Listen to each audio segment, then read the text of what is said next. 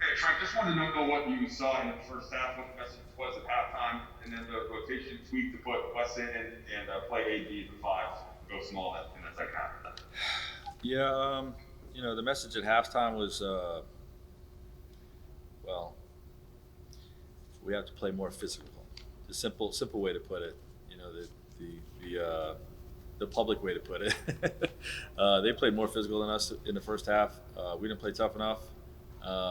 They were stripping the ball from us, and when I say tough enough, offensively, um, had to be better there.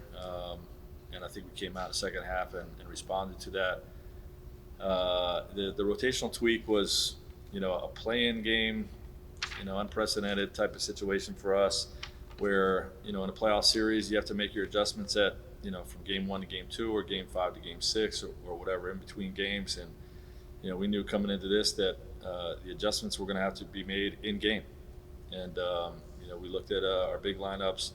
Um, in the first half, that was the plan, and the plan was to evaluate at halftime whether to run it back or to adjust and play small. And Wes Matthews has performed admirably over the last couple of weeks, making just big time plays, defensively, offensive rebounds, hustle plays has really enhanced our toughness, which is what we talked about at halftime, and just AD struggled to get going with the big lineup with Draymond out there muscling him and them not calling anything.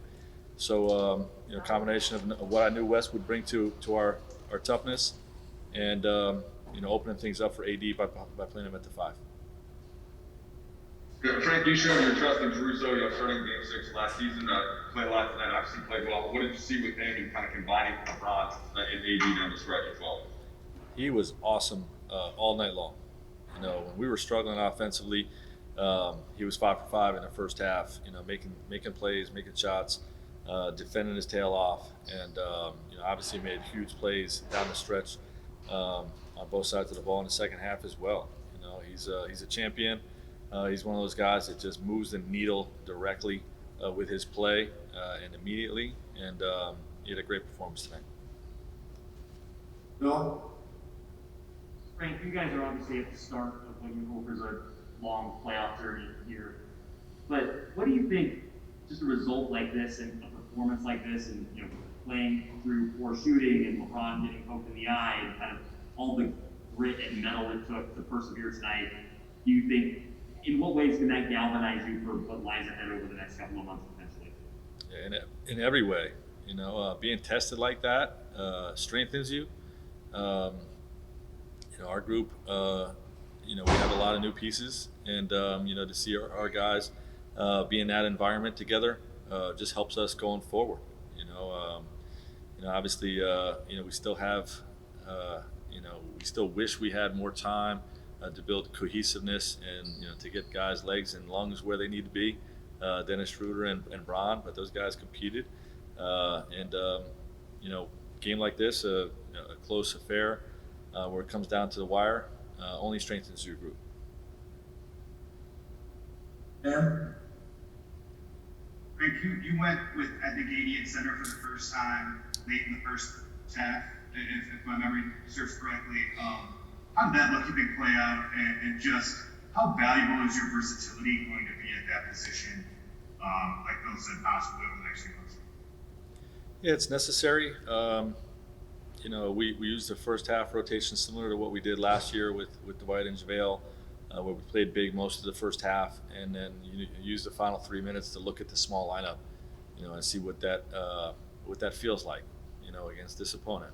And we liked. I thought Drummond played a great game. You know what I mean? It wasn't anything that he was doing. He was really competing on the defensive end and getting tap outs and rebounding the basketball, and scoring the ball for us as well. But just opening up AD at the five if he's struggling to go offensively, to have that versatility, to have that move to go to, something to work for us in the playoffs last year and work for us tonight. Dave?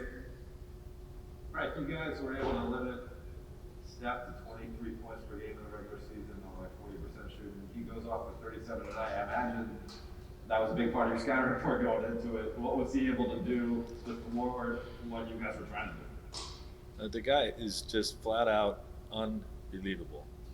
I think he's playing as well as or better than anybody's ever seen him. That's what I feel. We Steve Kerr said we're going to throw the kitchen sink at him, and we did, and he still had 37. And it's just remarkable to see what he's doing. We're fortunate to get this W, and knowing that we did everything we could to slow him down. He had 37. Time for one more comment. Frank, you told us before the game you didn't think LeBron was full strength, but he's getting there. I'm just wondering what this game was like for you, kind of monitoring him, seeing him start slow, pick up steam in the third and fourth, and then get poked in the eye. I just kind of wonder what the emotions are watching your star player kind of grapple with his health and things happening physically in real time. Yeah, it's just it's a difficult situation for our group to be in. You know what I mean? Because we're we're just not used to seeing him trying to work through small stretches where he's finding his legs and his lungs. You know what I mean? And obviously he still dominated the game.